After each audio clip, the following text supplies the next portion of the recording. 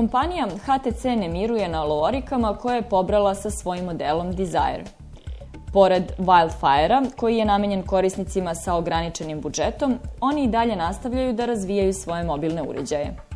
Tako su nedavno predstavili 2 nove verzije Desire-a namenjene zahtevnim korisnicima. Prvi je Desire HD, koji, kako mu i ime govori, može da snima video materijal u HD-u. To mu omogućava kamera od 8 megapiksela sa dual blitzom i procesorom Snapdragon na 1 GHz. HTC Desire Z je namenjen ljudima koji žele da su stalno povezani sa svojim nalozima na Facebooku i Twitteru. Zbog njih je dizajnirana jednostavna QWERTY tastatura, a pored nje tu su i mnogobrojne prečice koje bi trebalo maksimalno da olakšavaju korišćenje socijalnih mreža.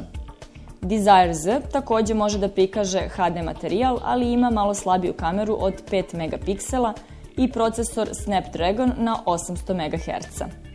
Na kraju, ne treba zaboraviti ni htcsense.com koji vlasnicima HTC uređaja omogućava da kontrolišu svoj telefon, čak i ako im je ukraden.